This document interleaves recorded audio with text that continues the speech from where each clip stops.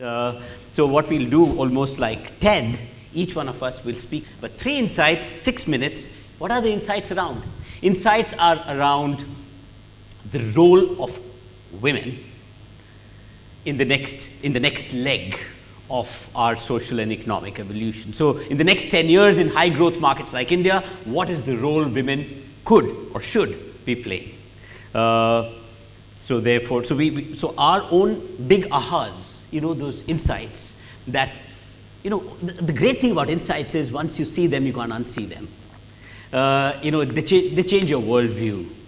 So those worldview changing moments for you, those epiphanies that happen to you with regard to this topic, share those 3. So each of us shares. I've seen a lot of diversity initiatives across companies, and the first question we really need to ask about diversity, which was something the earlier speaker said as well, is how many men are there in the room? Because this is really about educating everyone within the corporate context. And I feel that more diversity initiatives need to be focused on retraining their middle management, because that is the area from where we are going to find the next women leaders. You see, the men are giving them an easier responsibility out of a sense of responsibility, saying that she will need time for her family. And the women are saying that I'm leaving my child at home. Please give me a responsibility that's worthy of my time. And so it was a very interesting discussion, and I think everybody went away educated. And the next time the man gives an opportunity to a woman in her team, in his team, he will think differently. And that's the only way. It's slow, it's hard, but it's the only way that we can bring about realistic change in the workplace. The second question that I had was, when you get to senior management, the question is not what kind of a leader are you, how many followers do you have? Because as you get to senior management, as Anurag said, it becomes ruthless. And for women, the trick is, how do you deal with your critics? Because you have to learn to have that equanimity to be able to deal with your critics based on the point that's being discussed. You have to have that higher level of consciousness to be able to take part in discussions, even when you know that there are certain mindsets in the room. And developing that skill takes practice. So what it means is that you have to get yourself into those situations where those conversations are happening. And that takes some amount of courage and stepping out of your comfort zone. But you have to do it, because that is the only way both men and women get to the top, right? You have to figure out how to deal with your critics, and how you deal with them really determines how you will rise, because your job is much harder because you're changing mindsets. Corporate India, there was a multinational company that built a swank new office. And when they built the office, they had built toilets on every floor, but there were women's toilets only on alternate floors. Because they could not imagine a world where there will be an equal number of men and women in each floor. So I'm saying that it is at that very basic level that we have to change mindsets. So for that, you have to develop the skill of dealing with your critics. And this is for both men and women, but particularly so for women. My third question is about feminism. Why is it that it is such a bad word? And I think when you think about feminism, it is about equality. And like the first picture said, equality is all or nothing. It's either there or it's not, right? And I think that one of the things we should not be ashamed of or be afraid to be seen as feminists, because we are, whether we like the position that you are today, the fact that you are in the position that you are in your firm, you are, whether you like it or not, leading by example. right? So these are my Great. three questions. Thanks, Janaki. My first insight is something that, a piece that I'm currently writing on, and it's been a difficult piece to write on, but maybe I'll clarify my thoughts as I speak here, and if it resonates with everyone. I have been observing that great places to work today has become a kind of a corporate mandate. Most organizations are doing a lot of efforts in trying to make their organizations great places to work. If you want to become a great place to work, these are the 6 things that you must do. And when I looked at those 6 things, the place must become collaborative. Okay? There must be more collaboration among colleagues, is a very important criteria for becoming a great place to work. People must share, okay, as much as possible. So knowledge sharing, information sharing, conversation sharing should happen very, very intensely. The third thing that they said was that there should be more listening happening. People should listen a lot, instead of just talking, okay. The fourth thing that they said was that women, the places should become more caring. There should be more sensitivity that should come in. We are actually not in a professional world of give and take. Okay, so it's like a human relationships need to cultivate, and there should be more caring happening at workplace. And there was a list like that, and there were a couple of other traits. And as I was listening to this, I realized that most of these are actually feminine traits. Unlike the earlier days where the workplaces were more hierarchical, where they were more vertical, okay, coming from our patriarchal society, okay, where the man in the house was the person who was dictating, and the instructions were being followed. Today, the family units are moving from being patriarchal to participative. And similarly, the workplaces are becoming more collaborative.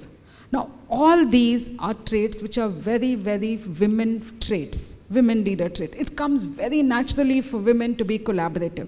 It comes, our conversations are actually more sympathetic.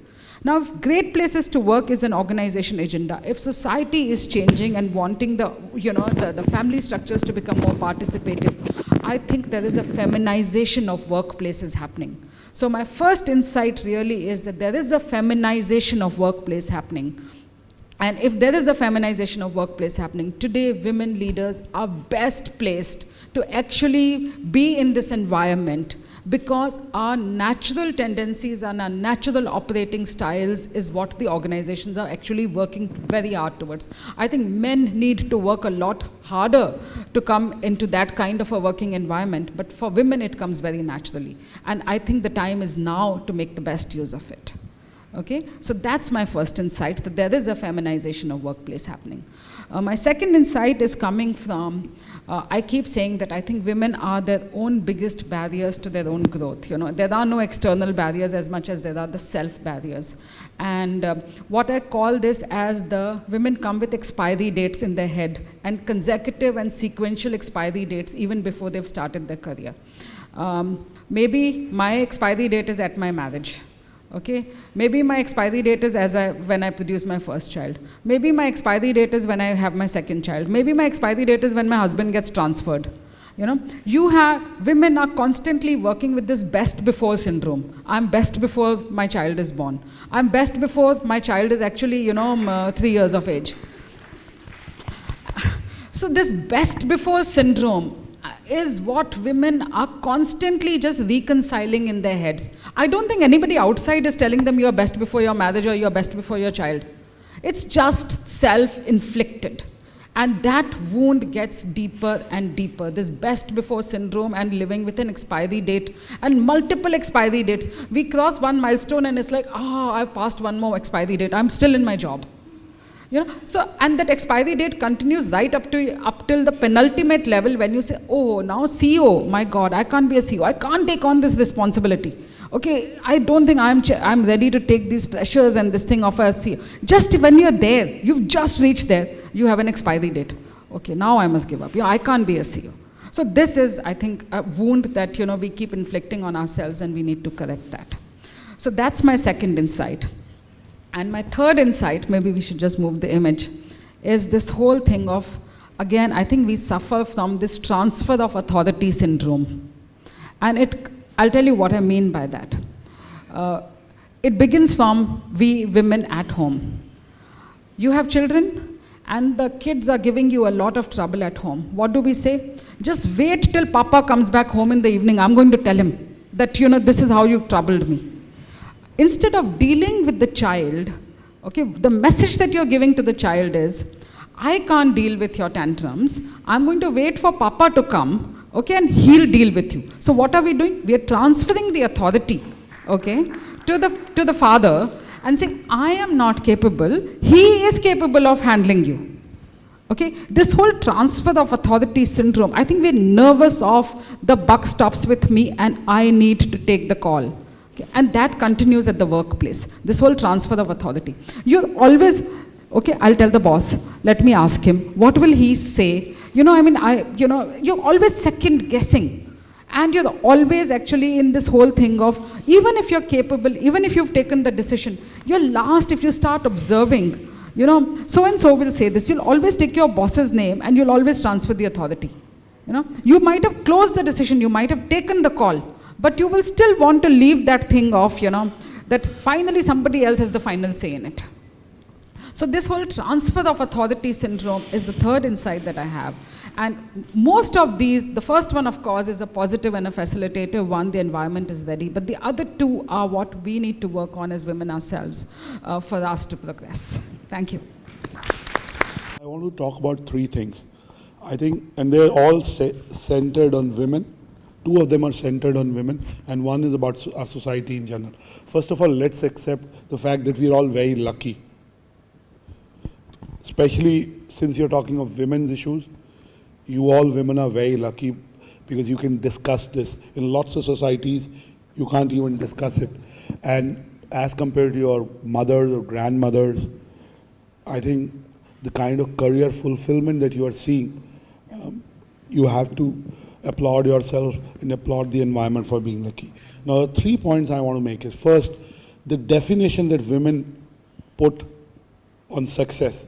I think that needs to change. And in my view, wherever women have changed that definition of success, because I believe women have a tougher choice between professional success and personal fulfillment. And traditionally, that personal fulfillment comes from family and playing the traditional role, because, I'm not saying substituting the roles, but women want to be very good mothers, they want to be very good wives, they want to be very good homemakers, traditionally. So they do not want to sacrifice that for being a great leader or a CEO or entrepreneur, whereas men are happy to sacrifice that. And so I think the first aha moment that I've seen in the women that have succeeded is where they've changed their definition of success. As I've shared, that they're torn between professional fulfillment and personal fulfillment, or professional success versus personal fulfillment. Second, as a society, the aha moment is that traditionally, we've put more pressure on boys to perform well at workplace, on men, for the reasons you mentioned.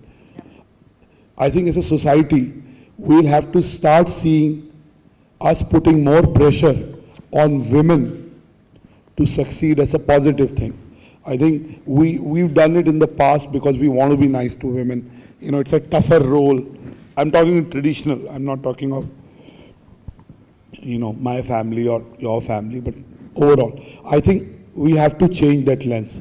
And third, there is a study. There's a study in the US. Unfortunately, in India, there's no study. That when women negotiate for CEO roles, board roles, or senior management roles, they negotiate much lesser than men. Even at the entry level, in their first jobs, 57% of men negotiate and negotiate hard, whereas only 7% of women negotiate. So women have to become better negotiators. And I wanted to put a picture I didn't get, my mother buying vegetables with the street vendor. That's very good in negotiation. Now, if you could bring that same quality. So these are the three things I wanted to say, and I wanted to end with an anecdote. You know, there is a famous case study of a venture capitalist called Heidi Rosen. How many of you are aware of Heidi Rosen? If not, just, Google and you will come across her case study. So she was a very successful venture capitalist. Of course, we've heard about the fact that Sheryl Sandberg went to a private equity office, and after 3 hours she wanted to go to the washroom and she couldn't find a washroom.